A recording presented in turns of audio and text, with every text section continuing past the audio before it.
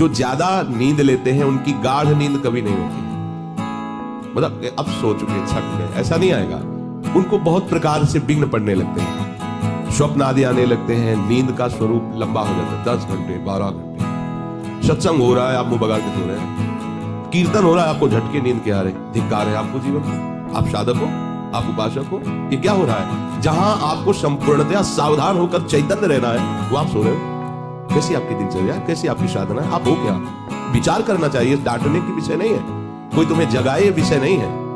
भगवत कृपा से जीवन में कभी अलार्म नहीं बजाया कि हमको इतने बजे उठना है, पता नहीं उठ पाए कि ना उठ पाए। सबसे प्रार्थना है आप अपने लिए नींद का समय निश्चित करें अपने हिसाब से, शरीर का परिश्रम देख करके। अब जैसे जो उपासक रात भर सेवा में लगे रहते हैं, हम उनके लिए कहेंगे कि चाहे दिन हो चाहे रात हो, आप 4-5 घंटे आराम से सोइए। प्रार्थना है कि सोइए, क्योंकि आप जवान साधक हैं, सोएंगे तो आपकी इंद्रियां फिर वजन में लगेंगी। अब आप लोग देख लीजिए, अपनी एक दिनचर्या में नींद का समय आप निश्चित कीजिए, और जो निश्चित कीजिए उसे कम से कम 10 वर्ष तो निभाइए।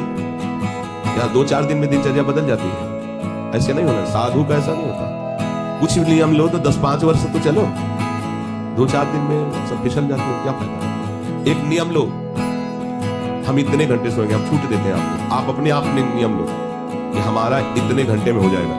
उस घंटे को आप लिख लो अपने सामने कि मुझे इतने घंटे केवल सोने के लिए सत्संग में अनुमति है, क्योंकि हमने वहां इतना नियम लिया। आप ले, बताने की जरूरत। आपके द्वारा लिया हुआ नियम फिर आपसे कभी नहीं टूटना चाहिए। स्वीकार करो आप कि आप कितना सोएंगे, पर लिमिट हम बता देते हैं। शरीर अधिक श्रमित जो सेवा में होता है 5 घंटे, गृहस्थी है 6 घंटे, साधक है 4 घंटे। भजनानंदी को कहना ही नहीं पड़ेगा, 3 घंटे में हो जाता है। इसी के अंतर्गत आप चयन कर लीजिए।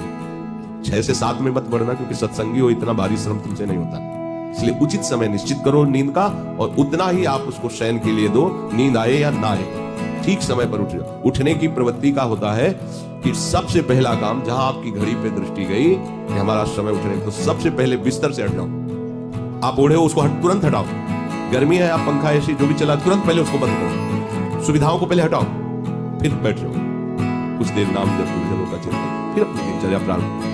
जो कंबल में ऐसे रजाई में ओढ़े ओढ़े ही सोच रहे अभी तो 2 बजने में 10 मिनट रुका है, 10 मिनट में उठ जाएंगे, तो ऐसा वो विक्षिप्त हो जाएगा कि वो 2 घंटे आपको समझ में नहीं आएंगे। फिर 4 बजे आप चार बहुत गलती हो गई। ऐसे नहीं किया जाता। अपने लोगों ने ऐसे अभ्यास नहीं किया। तुरंत फेंको, तुरंत खड़े हो गए, बता कि बैठेंगे तो नींद आएगी, चलते हुए भगवत स्मरण करेंगे।